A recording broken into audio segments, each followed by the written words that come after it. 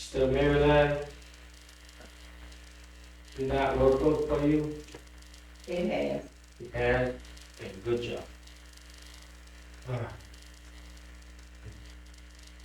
So let's turn to Psalms 23. It's a psalm that I grew up on, when we learn it in school, we learn it in church. It's a well-known song in my day. It's, we read the song so much we could recite it in our sleep. Psalms 23.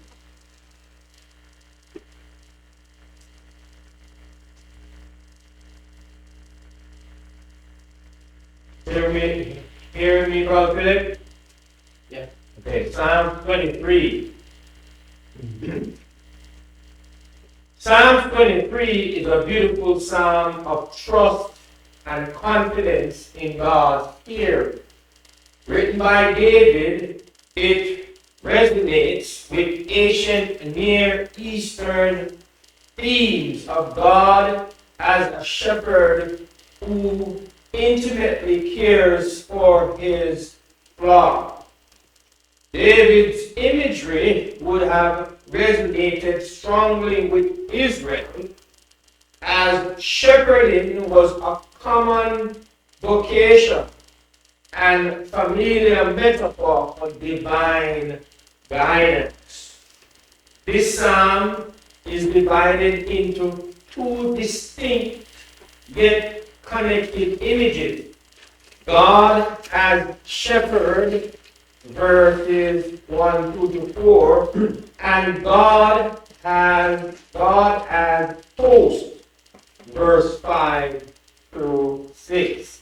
Together, these images reassure believers of God's continual presence and provision in both daily life and eternity. In both daily life and eternity. Let us look at some historical and cultural views or cultural context. Shepherding in the ancient Near East was essential in the nation. Shepherding was essential in the ancient Near East, not only for livelihood, but also as a symbol of care and leadership. The shepherd protected, guided, and provided for the sheep. The shepherd protected, guided, and provided for the sheep, mirroring how rulers and deities were viewed. As shepherd, God is seen as one who knows the needs of his people, individually guiding each person safely through life's journey. So let us look at the divine host. Hospitality was a sacred duty in the ancient Near East. Hosts prepared lavish meals and protected their guests, reflecting honor and generosity. By picturing God as the divine host, David assures us of God's protection even in the presence of adversaries and the abundant blessings of life and the abundant blessings in his presence. So you understand the historical context where David is writing from and how shepherding is mirroring how the shepherd cares and protects and guides the sheep.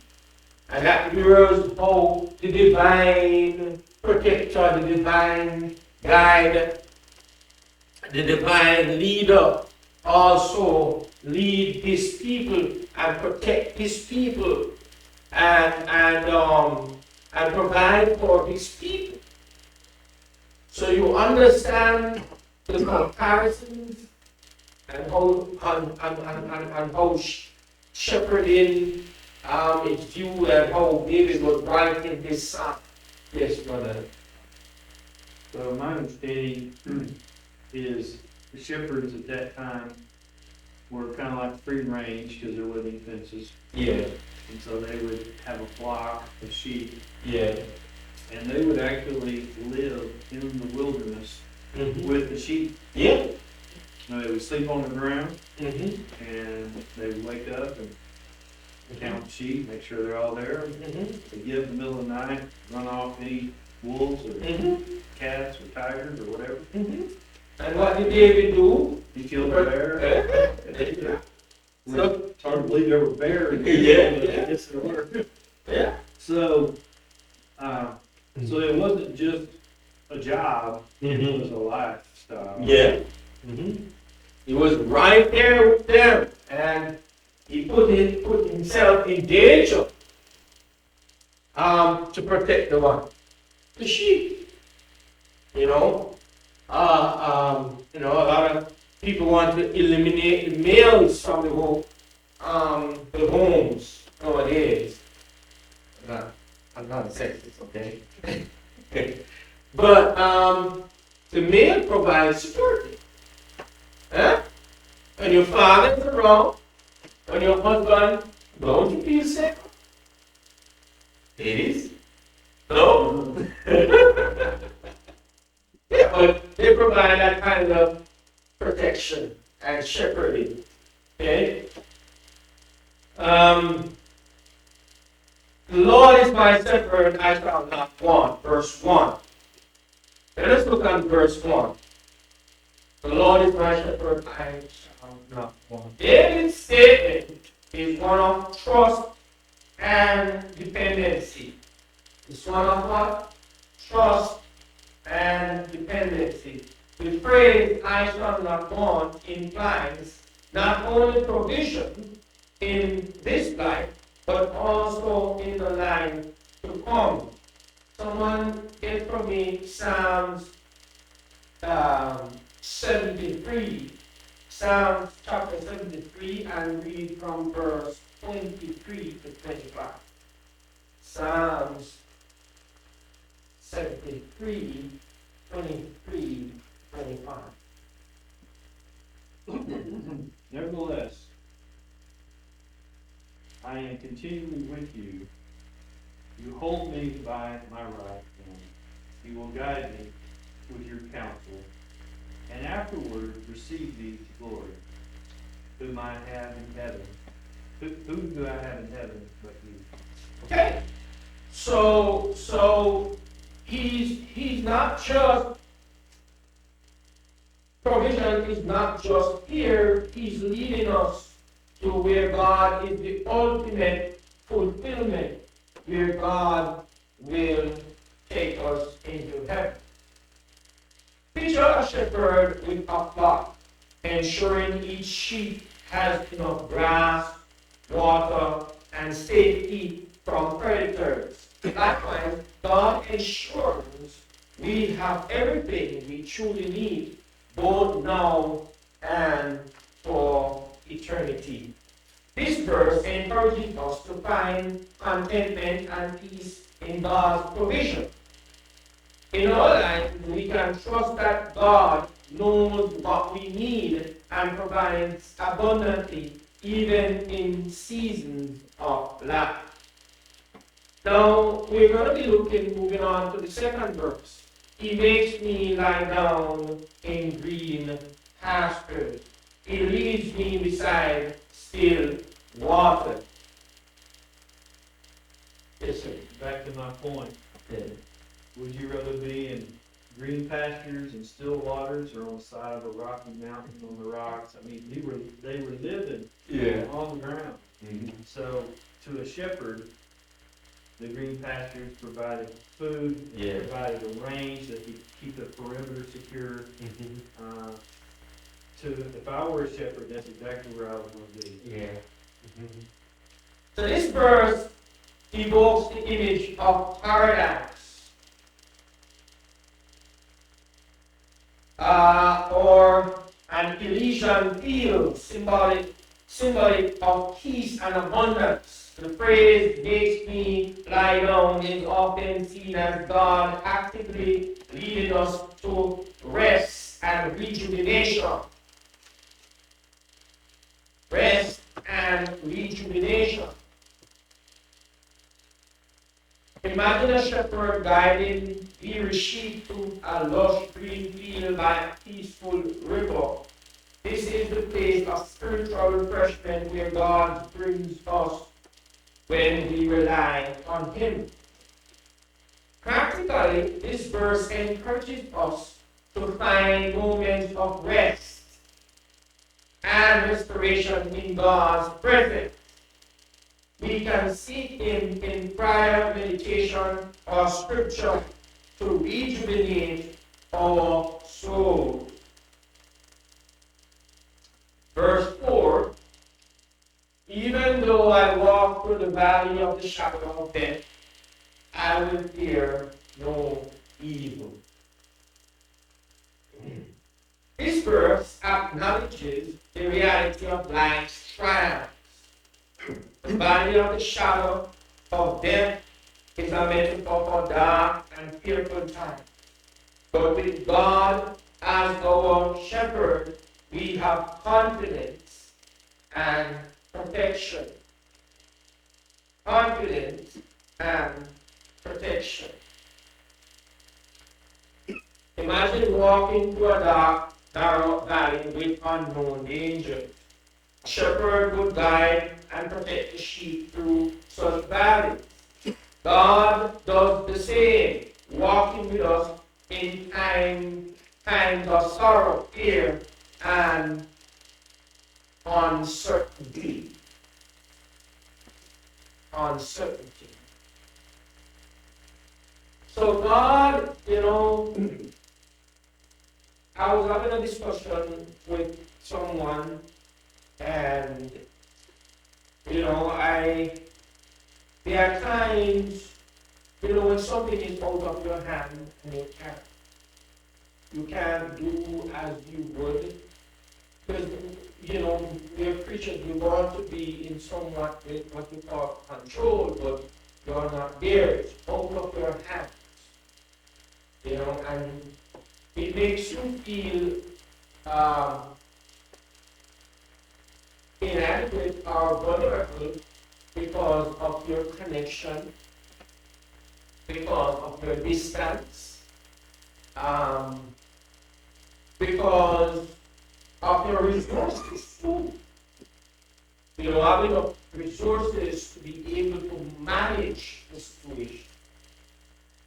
And God is saying, and to us and to me, in this time, in such a time as this, that we have to depend on Him because He is the divine leader. And the divine leader knows everything. The divine leader is capable of guiding us and our interests. He is more than capable.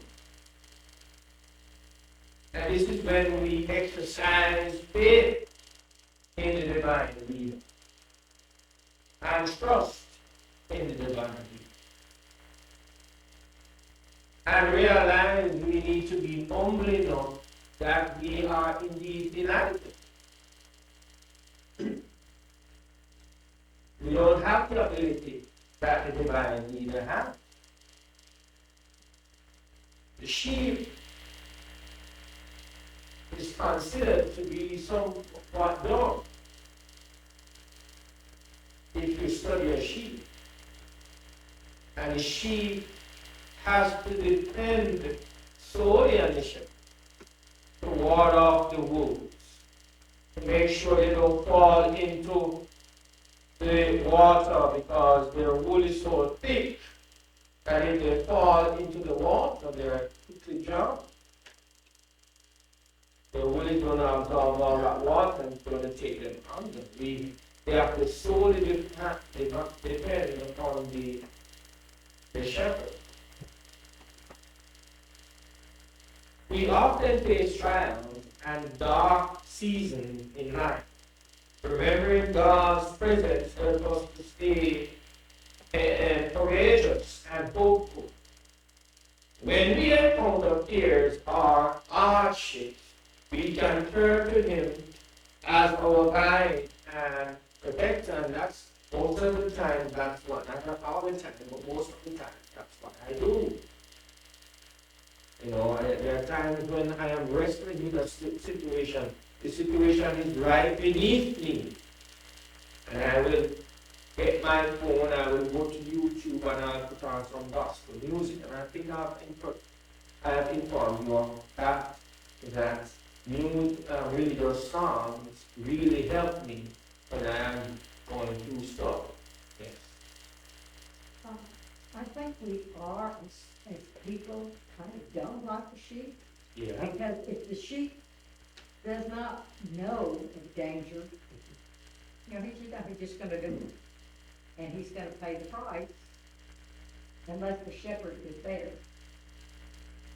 And as people, if we don't follow shepherd, then we are gonna make a lot of dumb mistakes, and we're gonna pay the price. Yeah. And that is a fact. That is truly a fact. And that is why we need to know, we need to have prior knowledge. We need to have some amount of knowledge about this divine leader, God.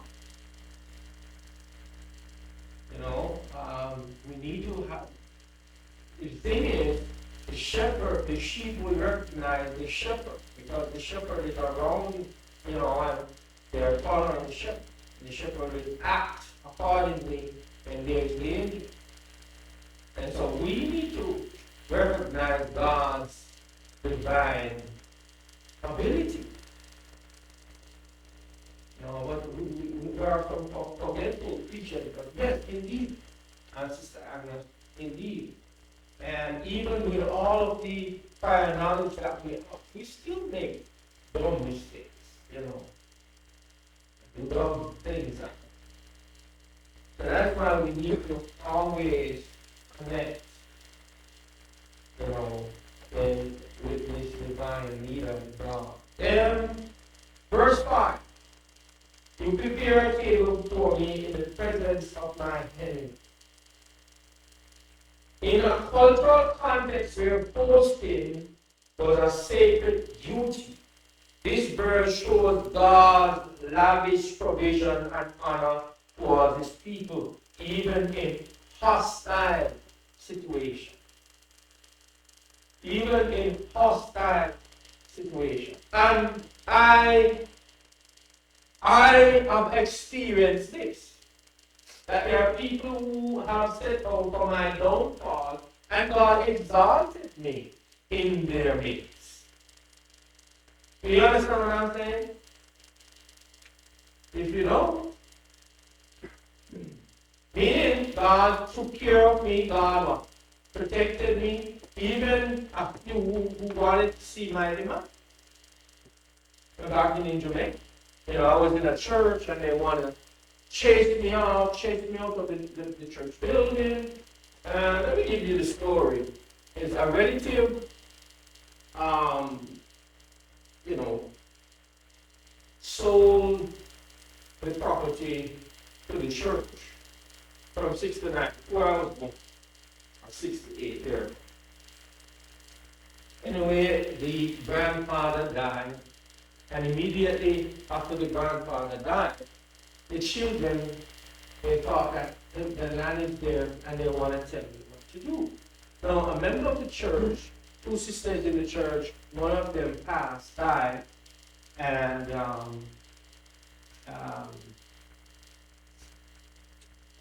you know, it's a time of grieving. You have to counsel the family and all of that.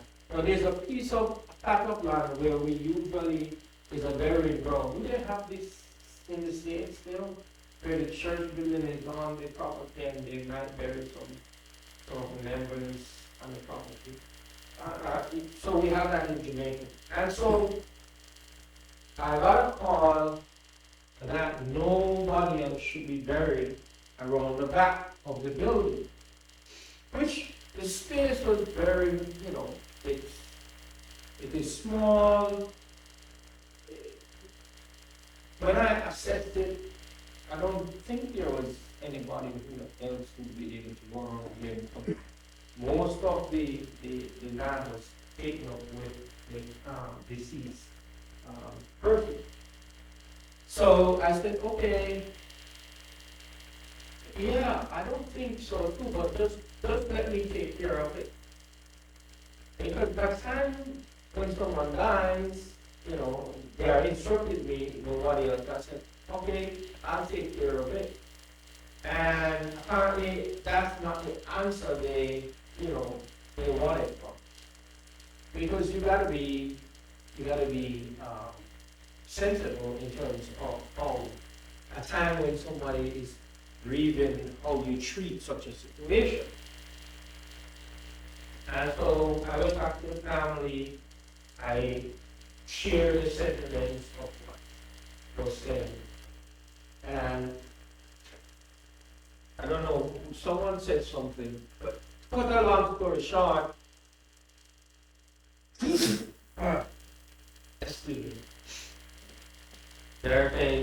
They said they're going to get their lawyer, and I given me instruction that I shouldn't bury anybody around there, and they just blew up the situation out of proportion, and they wanted me gone from the church building. They gave me 30 days to leave. And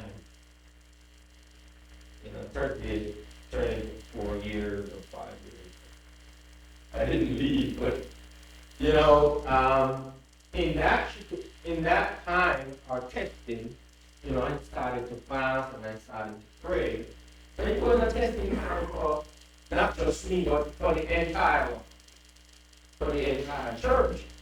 But the point I was making is that God elevated me during that time. That's the point I make. In the time that they wanted me to leave the building, they right out of church, a church in the state that usually supported me a lot, and they were doing all kinds of things to get me to move. Just because I told them, let me handle the situation.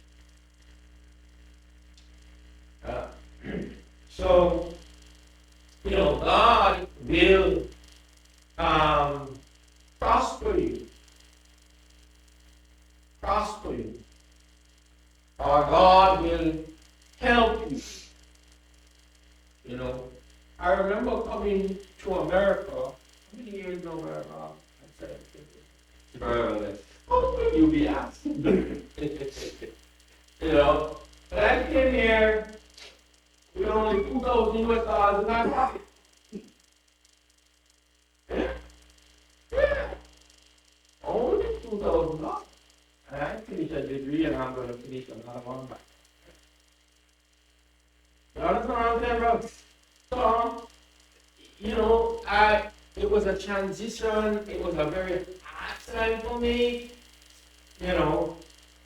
I'm using myself as an example, but I hope that you will look into your lives and you will see periods and moments where God, you were able to stuck with God, God saw you what? True, it was Sister Marilyn, she had a very encouraging word for me last week, Sunday, before she left. When she was about to walk out the door, and she was telling me her story, and she encouraged my heart that God will take care of her, because God took care of her.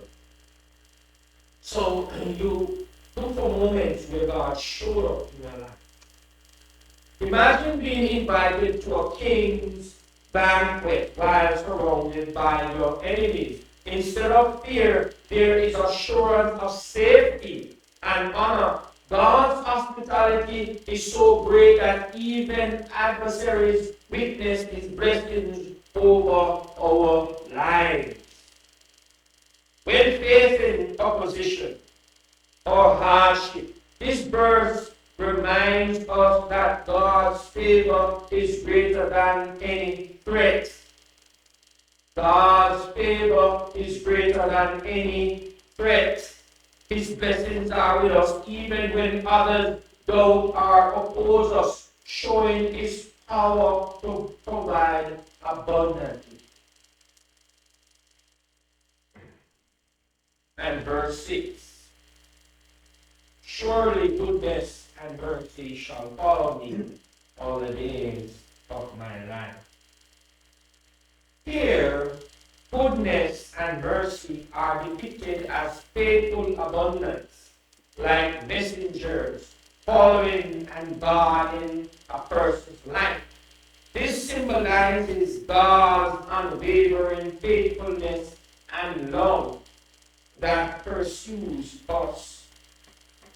Think of two loyal friends walking behind you, protecting and encouraging you wherever you go. God's goodness and mercy are always there, even when we stray or face difficulty. In our lives, we can be confident that God's love and mercy are always with us. We can rest in knowing that his kindness and grace will sustain us daily. Daily. Trusting in God's care, just as a shepherd knows his sheep, God knows each of us personally. Do we trust him with our lives? Both in times of plenty and in hardship. David shows us that trusting God leads to a life without want, where our spiritual needs are abundantly met. Finding peace in his presence, life brings moments of peace and triumph, whether in green pastures or in the valley of death. We are invited to rely on God's presence for rest and reassurance. How can we actively seek God's presence for peace in our daily lives? Living with confidence in God's goodness. Even in the face of opposition, we can live confidently, knowing God is our host and shepherd. We are never alone. How can we show gratitude for his constant presence and blessings, sharing that confidence with others? Any questions? Any comments?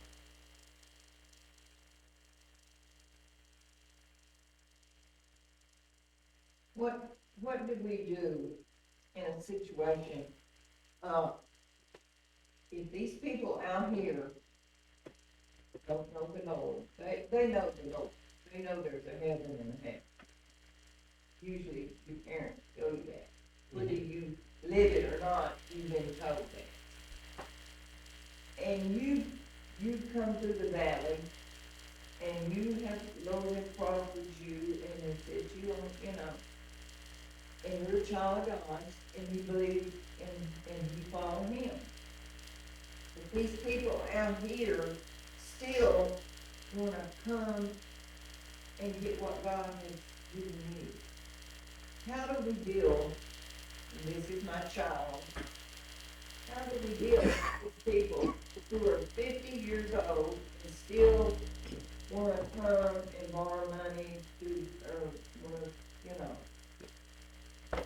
even though you took them to church, you lived the life of the Lord, but, and you come through it, but they're still out here and still coming back depending on what the Lord has blessed you with. I don't know, we keep telling them, why don't you get a job or extra, job? Make it on your own. You're not supposed to depend on an 80-year-old mother.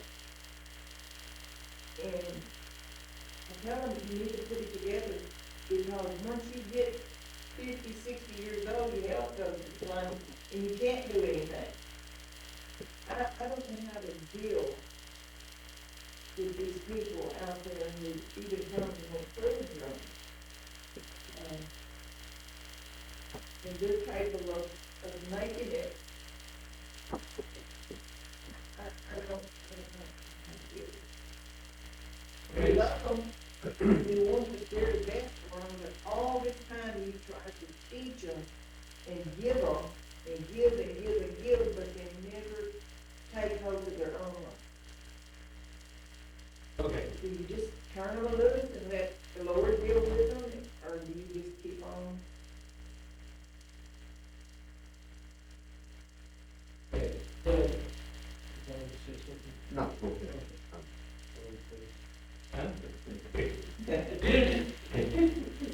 There are a number of scriptures that I was running to, and then you kind of backed me in a corner when you said it's your own relative. Yeah.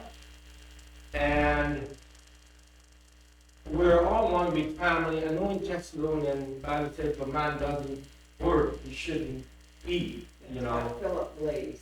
There's a conflict Yeah. between me and Philip Mhm. and my son, because when he wants something, he runs them on. And then you have to balance it to know that when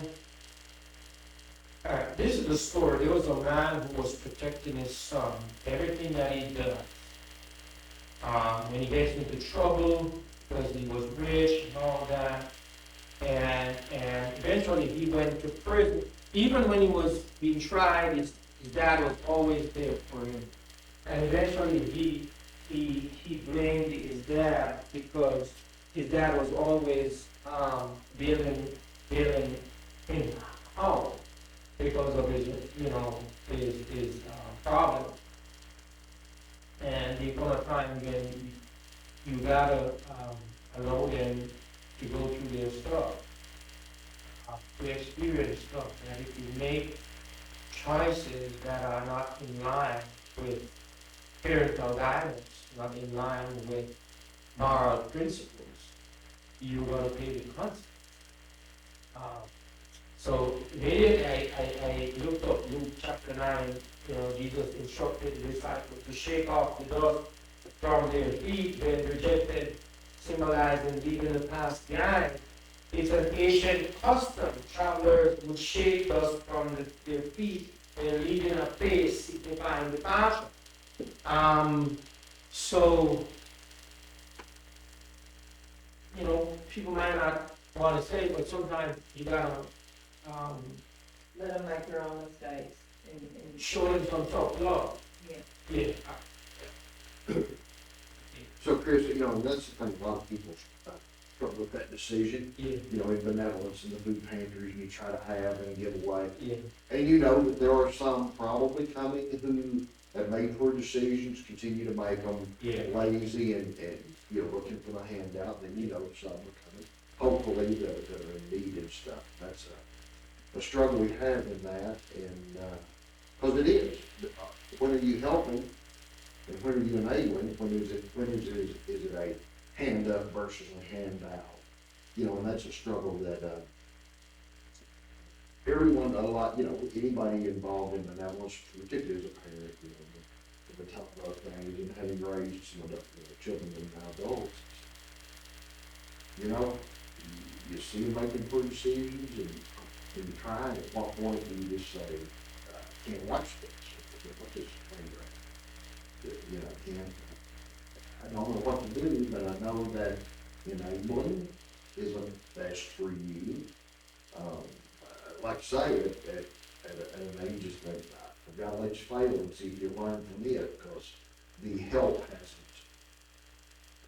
been successful. That's tough to do, and it does fly in the face of scriptures within the Bible. Again, if you won't work, you won't eat, but then we're told to help the poor and the needy. Right, and right. those things. And Yeah. so, we conflict there, and that's tough.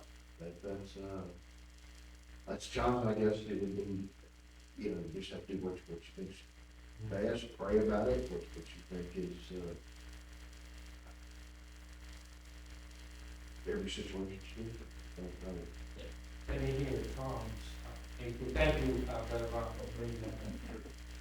Well, I can let you in on my life. I think I was the son to my dad that we're kind of talking about today. When I left the house in my early 20s, and got married, had a kid, bam, bam, bam, bam. Yeah. Everything happened so fast. And I was used to driving Trans Am and Corvettes through high school. My dad was a chiropractor and had a big practice, and we lived in a big house. He drove a new Cadillac. I mean, we had a lot of material blessings growing up as a kid. Well, all of a sudden, I'm 20 with a wife and a kid and a $700 Ford truck. That's what I had. And I was living in a rent house, working at $4 an hour, using the body I had at the time. It was healthy and strong, and digging ditches and whatever I had to do to chip in. Finally got a nice job in a factory, thinking my dad is gonna come in here and save me and figure out what's wrong in my life, that I'm not a chiropractor too. And it took me 13 years to figure out that was never gonna happen. My dad never saved me. He let me figure it out. I didn't miss a meal. I raised 2 great kids that love me today. It worked out. I lived in a little bitty house. I drove old rusty cars. And Christmas was always nice. We got a nice little Christmas present every year. Yeah. But when I was in my 30s, I went back to college. I borrowed money, got a degree, working a regular job and going to school at night. And then finally, in my 50s and on, I was able to be what I would consider where I wanted to be in my 20s. But it took me 30 years to get my life put together. Yeah. Because I did, and my dad did not enable me. I think Ralph hit the nail on the head. He didn't enable me to just keep putting off and putting off and putting off. He sped the timeline up. Now, where my dad made it really messed up was just silver spooning me Yeah. all the way through high school, Yeah. thinking life was free and I could do anything I wanted to do. Yeah. That wasn't the case. But anyway, that's my story, and Yeah. I think that if you enable someone, you're just contributing to their problem. Yeah. Birthday, Christmas, that's a great time to celebrate and enjoy life, but if it's not a need, then let them figure out how to get it if it's not a need that they're short of. So Marilyn, the Bible said the poor you will always have with you. I don't want to seem contradictory. I grew up not having a father figure, and I saw how my mom struggled, so I decided that I'm not going to go around and have a whole lot of babies, because I saw the way how she struggled. I'm not going to do certain things, and I don't know, thank God at the time he came into my life, really, because I believe that he was the one that, with the people who were around me, raised me, called myself maybe a Church of Christ baby, our boy, so that it is the people who in the church, male and female, I was looking up to. I didn't have the mother and the father foundation, and sometimes I think even some of the decisions that I made, maybe because of that spiritual foundation, that I try not to reflect on that too much. So you have to create a balance. The next thing is, if the person is not a Christian-minded person, Mr. Maryland, he's not seeing what you see. That's the job. He's not looking, he doesn't have this wisdom, this spiritual wisdom that you and your husband. At times, I have family members, and if they ask me for food, I'll still try and give them some food. I will not give them any money. And I look at this, the Bible says, poor you'll always have. There are some kids that for some reason they never get out. I don't know, they said there's one in every family. They never try, they just stay at home. Right? They never try to excel, they never try to get out. Maybe I need to do a study on that. But everybody that I've spoken, there's this one kid. You know, I'm not stereotyping, it's just something that I've never tried. But always remember that if they're not spiritual minded as you are, they're seeing life differently or they're lost. They're lost. So, I'm experiencing it, you're experiencing it, and we're all experiencing it. And that is why we read the scripture, because it is from the scripture we get spiritual instruction and how to manage the challenges. You can't control it, you can't fix it. Most of the time we can only give advice. And that's where when men and women they have a whole lot of problem is that you don't recognize that you can't change a person if they're not willing to change. You can't. You only can manage the situation and make decisions. Don't be afraid to make decisions that are holy and just to protect yourself and to protect your mental. Never be afraid to do that. As long as you're protect yourself by all means. Because their way of thinking and living is different from you. It is different. So you can't change them unless they're willing to change. But you can manage the challenge. Okay? And continue to pray. Listen, you're not alone. I got them in my family. Them, more than one in my family. So you're not alone, okay? I hope I handled this situation. You did, and I think your strongest point was when it comes down to doing what you can feel good about, because you're the one that will answer for what you do. Yeah. And protecting yourself and particularly your mental is a great thing. Yeah. And don't empty yourself, because if you empty yourself to think that you're showing them love, you'll be disappointed. You'll be disappointed. They'll leave you flat in your face. And it's going to hurt you the most.